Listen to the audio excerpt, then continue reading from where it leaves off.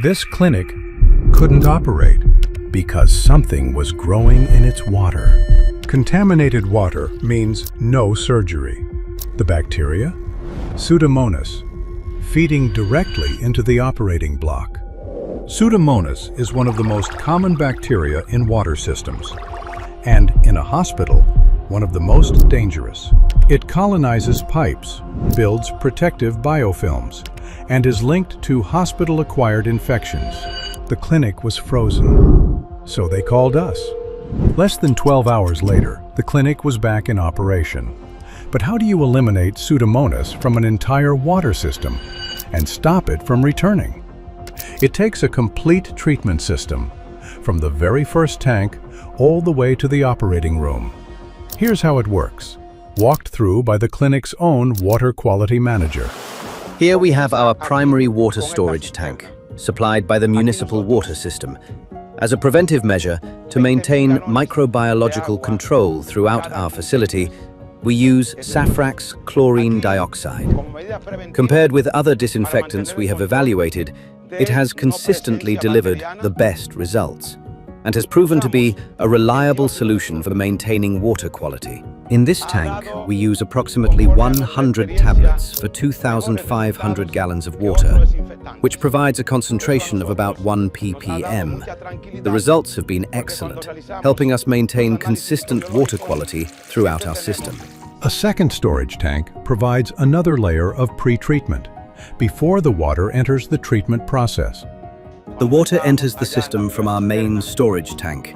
It first passes through an activated carbon filter, followed by 2 water softeners. Next, the water is treated by our UV system. Following UV treatment, Safrax chlorine dioxide is injected into the distribution line to maintain microbiological control throughout the facility. The treated water is then delivered to all areas of the clinic, including critical use locations. Here we prepare our chlorine dioxide mother solution. We dissolve 300 tablets into 50 gallons of water, creating a stock solution of about 150 ppm. This solution is then automatically dosed into the clinic's water distribution system, maintaining chlorine dioxide levels between approximately 1.5 and 3 ppm throughout the facility. The objective is to maintain consistent water quality across the entire clinic, including critical use areas such as the operating block. From the mother solution tank, an injection pump feeds chlorine dioxide straight into the main line, and it circulates through the entire clinic. To hold 1 to 3 ppm at the operating block, one of the most critical areas, we calibrate the dosing pump at about 40 pulse units, continuously injecting into the system.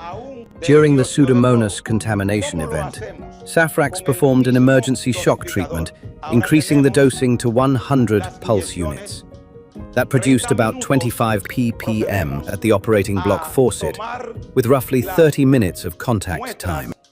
After the treatment, our water quality indicators improved significantly, and the clinic was able to restore normal operations.